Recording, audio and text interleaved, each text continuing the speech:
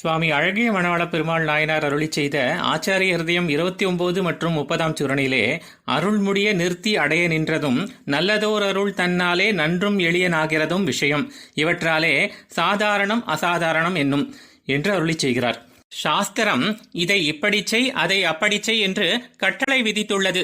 ஆகவே சிலவற்றை கர்மமாக செய்கிறேன் என்று சாஸ்திர நிஷ்டர்களைப் போலவோ அல்லது இப்படிப்பட்ட விதி ஏதும் இல்லை, ஆனாலும் ஆசைப்பட்டு அவனுக்கு எல்லா பணிவிடைகளையும் கைங்கரியமாக செய்கிறேன் என்று பிரதிபலனை எதிர்பார்க்காமல் இருக்கிற திருமந்திர நிஷ்டர்களைப் போலவோ இப்படியாக இவர்களை செய்ய தூண்டுவது எது? மேலும் அதை செய்வதற்கு தகுதியானவர்கள் யார் யார் என்று 27 மற்றும் 28 சூரனிலே அருளி செய்தார். இப்படி கர்மம் கைங்கரியம் என்றுள்ள இவை இரண்டையும் இயற்றுவதற்கான இலக்கு எது என்று அருளி செய்கிறார் இந்த 29 சூரனிலே. எத்தவம் செய்தார்க்கும் அருள் முடிவது ஆழியான்பால் என்று நான்முகன் திருவந்தாதியிலே கூறுவதற்கேற்ப இவர்கள் எந்த தெய்வங்களை அண்டி நின்றாலும் சரி, கடைசியிலே கிட்டவல்லதான பலன் என்பது அந்த சர்வேஸ்வரனாகிய நாராயணன் மூலமாகத்தான் கிடைக்கும். ஏனென்றால் அந்த தெய்வங்களின் உள்ளே நின்று அந்தர்யாமியாக இருந்து கொண்டு அவன்தான் அந்தந்த பலன்களை தர வேணும் என்கிற ரீதியிலே தன்மூர்த்தி நிறுத்தினான் தெய்வங்களாக என்று திருவாய்மொழியிலே கூறியபடி தனக்கு சரீரங்களாக உள்ள மற்ற தெய்வங்களை அவன் ஏற்படுத்தி நிறுத்தி வைத்தான். இப்படி அவரவர் விதி வழி அடைய நின்றனர் என்று திருவாய்மொழியிலே கூறுவதற்கேற்ப சாஸ்திர நிஷ்டர்கள் அந்தந்த தேவதைகளை அண்டி நின்று சாஸ்திரத்திலே விதிக்கப்பட்ட கர்மங்களை ஏற்றி அதன் மூலம் பலன் பெறும்படியாக தான் அந்த தெய்வங்களின் அந்தர்யாமியாக நிற்பதே கர்மத்தின் இலக்கு ஆகும் என்கிறார்.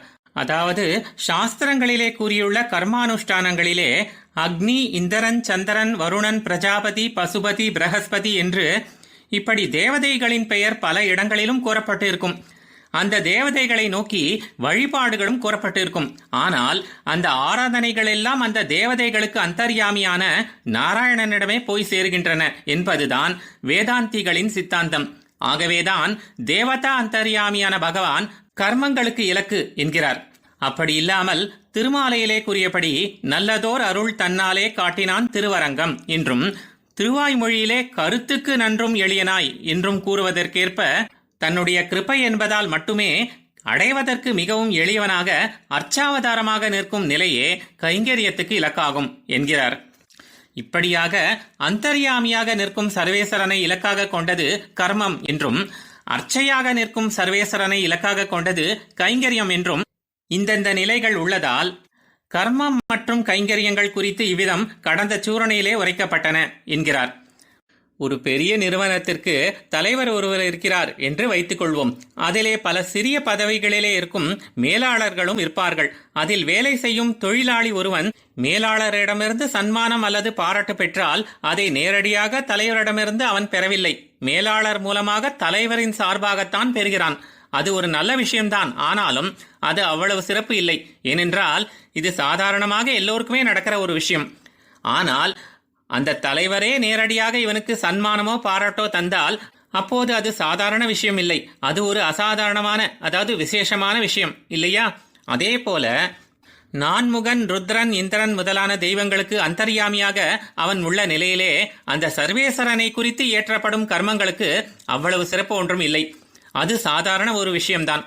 ஆனால் சாக்ஷாத் அந்த எம்பெருமானே நேரடியாக அர்ச்சை என்ற ரூபத்திலே எழுந்தருளியுள்ள திவ்யமங்கல திருமேனிகளுக்கு, அதாவது திவ்ய தேசங்கள், கோயில்கள், மேலும் நம்முடைய வீடுகளிலும் உள்ள ஷாள கிராமம் முதலான நிலைகளில் அர்ச்சையாக நிற்கும் சர்வேஸ்வரனை குறித்து செய்யப்படும் கைங்கரியங்கள் மிகவும் சிறப்பு வாய்ந்தவை. இவ்விதமாக அனைத்து தெய்வங்களுக்குள்ளும் அந்தர்யாமியாக மறைமுகமாக அவன் உள்ள நிலையையும் மேலும் நேரடியாக அர்ச்சையாகவே அவன் உள்ள நிலையும் விஷயமாக கொண்டதான கர்மம் மற்றும் கைங்கரியம் முறையே சாதாரணமாகவும் அசாதாரணமாகவும் அமைந்திருக்கின்றன என்று அருளி செய்கிறார். ஆழ்வார் எம்பெருமானார் ஜீயர் திருவடிகளே சரணம்.